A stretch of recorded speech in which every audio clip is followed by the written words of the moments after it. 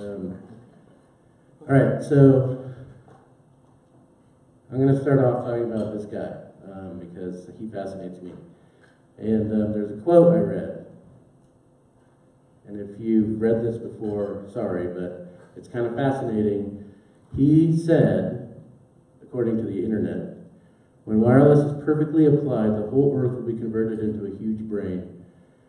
We, blah, blah, blah. We shall be able to communicate with one another instantly, irrespective of distance, and it's going to be done on an instrument that fits in your vest pocket. And my first thought when I read this was, no one wears vests. That's stupid. No one's going to wear vests in the future. So, in order for Nikola not to look like a moron, wore a vest. But the pockets will not fit a phone. So he missed the mark by quite a bit. But then I found this quote, which I think is pretty accurate also. Abraham Lincoln famously said that. So who knows if Tesla ever said that. But the thing is, mobile phones are here to stay. They're big, part of our lives, we heard yesterday. And we're an interesting company in that we have kind of fought the mobile phone ecosystem because we sell to homeowners. That's our customer. Typically not a millennial, right? So we don't struggle with how to market to millennials, which is awesome. But I'll tell you a little bit about us and then how we approached mobile phone. So we're a 40-year-old company. We manufacture window treatments, direct to consumer, in-home appointments. So we're doing lead generation and appointment setting. Our salespeople are employees, they're not contractors, there's no franchises. So we truly own the experience from beginning to end. We could actually, if we wanted to, and it sounds fun, we could take a picture of someone's line being manufactured and email them a picture of it. So, we have some issues. It's not cheap to get custom-made window treatments. You don't get them very often. We had 200 retail stores and we closed them, and that was kind of interesting as people thought we went out of business. But we just shifted our model. We don't sell anything online. I get bombarded by vendors telling me, you know, use our service will help your shopping cart abandonment rate. And they don't have shopping carts. We're not nationwide, and capacity is not static. So like a lot of home services companies, we can't just do a lot more if something's working. We have only so many design consultants to run appointments. We can't just keep marketing. So it's interesting. And we even get affected by weather. We have people driving to homes in the middle of a storm or not. So it's interesting. And then this guy, mobile traffic, is a thing now you better pay attention to it more on. So we're paying attention to it. All right, mobile charts. I had to throw in a bunch of mobile charts because every time I go to a conference, there's a chart on mobile, and it's always going up. So, when will it end? At some point, is 110% of our usage going to be on a mobile phone? I don't think that's possible. Is desktop going to go away? I don't know. I kind of think I'm always going to work on a laptop or desktop type computer at work. I don't think I'm going to switch to a tablet or just use my phone. I don't think so. But there's also something interesting that I think it's kind of a self-fulfilling prophecy. So we had a terrible mobile page when I started 4 years ago at 3 months. It was awful. And we were spending money on search to drive people to a terrible experience. So it just wasn't effective. So we stopped doing it. Once Google changed a few things they did, and once we made our experience better, we started driving more traffic to our site, so our mobile site. So to a certain extent, it's our fault that so many people go to our mobile site. What does that mean? Well, I know for my business that I get higher conversion rate if someone goes to a desktop or tablet experience. On mobile, it's not as high. And we generate phone calls, right? So you're on a phone already. Why aren't you calling us? but more people call us that come to our site, our desktop site, than our mobile site, which to me makes no sense whatsoever, since you're on a phone, which can be used to make calls. All right, scary charts. I'm going to rip through some of these, but they all say the same. We're getting ridiculous amounts of search on mobile phones. And we talked about tracking and all those wonderful things, but what is the impact of this? I know how much money we didn't generate because of mobile phones. Now, we're embracing it, we're spending more money, but because people convert less from a mobile phone to an appointment, and we're spending all this money driving them to a mobile phone, we're losing money. So I know exactly how much money we would have made if that didn't happen, but we have to embrace it. We can't fight it. So I challenge everyone here to know the impact that mobile is having on your business, good or bad, and really understand it. Also, you should know how much you spend on mobile search. I was surprised to learn that it was half of our search budget. All right, more charts. Guess what? Mobile's growing. Want another one? There's one. So people are searching. This is some stuff we got from Google, and it's beneficial so we kind of see where we're going. But I'm assuming this is the general pattern for everyone in here. Look at this, a chart. So I know I'm beating a dead horse, but it's got to end somewhere, right? Like the number has the lines have to like flatten out, I think.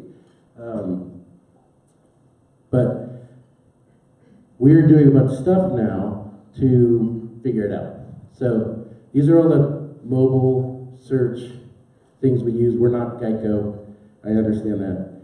But I didn't have a screenshot of our search to text ad, but that's what it looks like. It's really good. Google is not monetizing it as well as they could, is my guess, because it's not growing as fast as I would think, and Google's and search companies have to consider yield management. Does everyone understand yield management? No? Okay. So Google wants to make money. So they make money if you spend money. Their systems do more to make them money than you money, maybe. So when something works really well for us and Google doesn't expand it wider, I think it's not making them money. But people text us from a search ad, and then you have to have the ability to manage texts, and we do, and it's great. It works really well. They call us, they click the call, and we also drive people to our mobile website. And people do use the site. Our mobile site looks nothing like our desktop site. I've read too much about, what do you call it? I call it squishy site. Responsive, that's it. Squishy. It's not good. It's not a good experience, and it's kind of lazy. So we built two totally different experiences, desktop and mobile, and it seemed to work quite well. All right. So 70% of all of our appointments are achieved over the phone, right? So whether they come to our website or not, whether they see an ad in the newspaper or hear a radio ad or watch a TV commercial, they're calling us, which is great. They're very valuable. 30% actually can book an appointment online.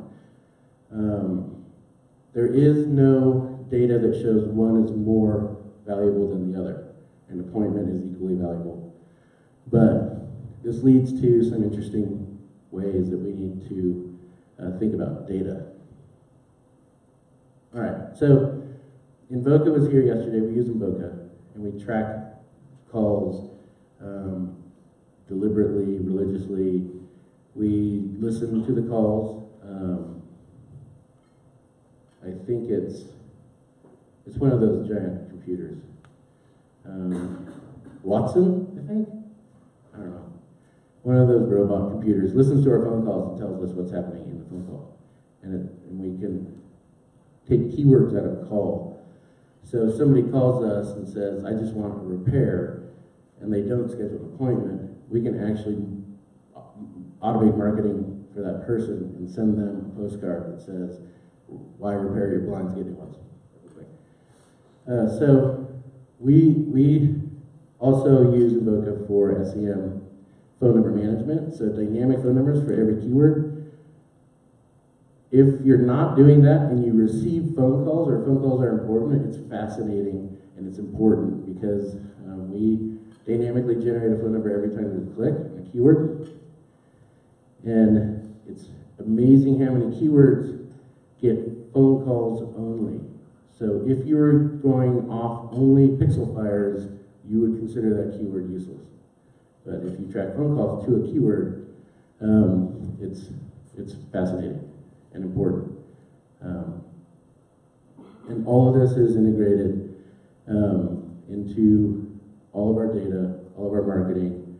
It's really important with mobile search to figure out where they're coming from, why. And because they close at a lower rate, we're diving into that probably more than anything now.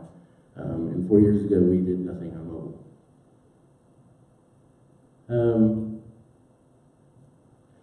I really think that, and when I've spoken to some people in the past about mobile search, I feel like it's a part of your SEM campaign.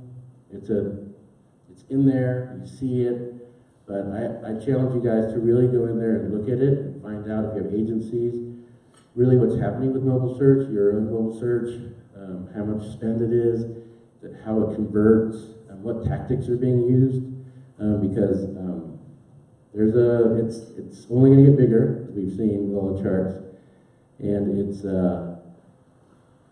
kind of a game changer. So, this is my last slide. I asked Google to send me some slides to show you guys. And they sent me 49 slides to not make your website suck. I went through all 49 slides. They're all interesting, but they all say the same thing. Don't have a crappy website, mobile experience. There's lots of charts and lots of data and research that shows crappy websites are crappy. So I just saved you guys 48 slides of that. This one slide just says faster websites are better. And I know like in 1997 we knew that, and it's the case now still. So we increased our mobile page 75%, the speed of it, and it impacted our conversion rate and everything dramatically. So we followed their rules.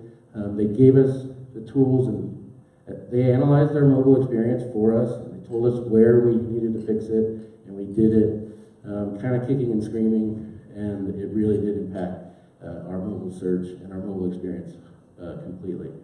And we also spent a lot of time using Optimizely and those types of things to constantly try to get a better conversion rate from our mobile site and search. So, know your mobile search and don't have crappy websites. There you go. Thank you.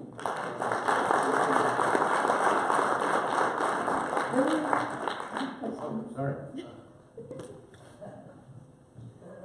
you said 70% of all your appointments are scheduled on the phone. Is that mobile or is that both landline and mobile? So it's landline and mobile. We don't have super accurate numbers on people calling us directly, whether it's a mobile phone or not, if they see an ad somewhere. But people who fill out our form on our site, 80% are mobile phones. And we know because we text them immediately. And you can't text a non-mobile phone, so. How long is the lead time between the actual phone call or them first connecting with you to them actually making a purchase? So it's about 7 days. It's once someone wants window treatments, they want them right away for some reason. So Is it the same for if they contact you through mobile? Yes. And then, are you using AMP, I don't know what it is. the Accelerated Mobile Pages project that Google did? So you're not I'm using not familiar with that. I know they gave us suggestions and our IT team ran with it and made our site faster, but I'm not exactly sure if we did that. And then, can you give us some idea of, you said that you spend a lot more on mobile than, I don't want to use your words. I mean, I don't want to, like, you said you spend a lot more on mobile than what was? So we used to spend very little on mobile paid search, driving people to our bad mobile experience because it didn't convert. So we just didn't do very much of it. Now, half of our SEM spend is mobile search. So.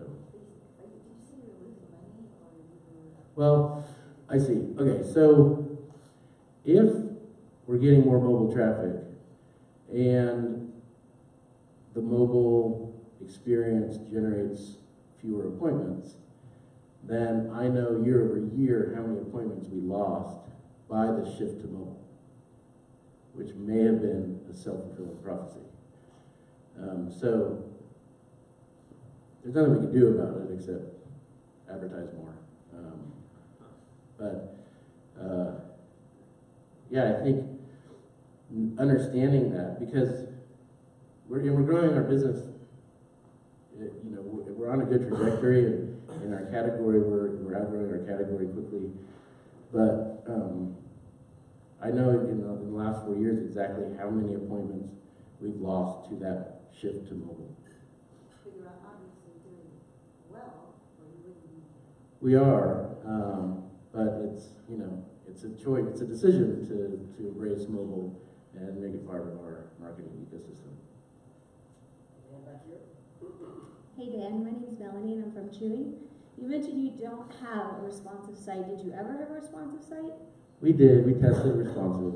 And you're now on adaptive? We built a totally different. Right. It's not our entire website. Our mobile experience is very light, and it's completely different. So. What's the difference in performance between your mobile site now versus responsive? Responsive was almost had no performance. So it was slow. It didn't convert, and it just wasn't a good experience. And our website itself, our desktop website, is a nice place to look at photographs and get kind of an idea of the product line and everything like that. The mobile just isn't. It's not a great experience for that. We tried to make it a great experience, and maybe we made it a better experience, but we lost conversions.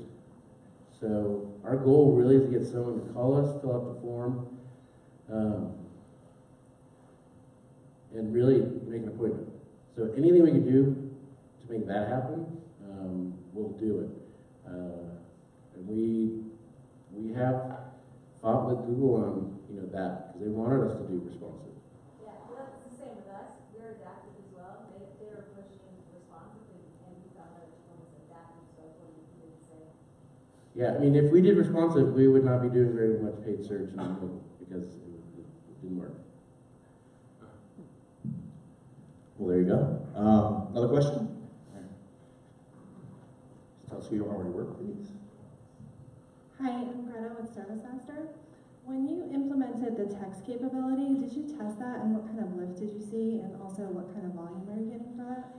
We tested it. It works very well compared to our other mobile paid search, but there's no volume. and that's not us, that's Google. So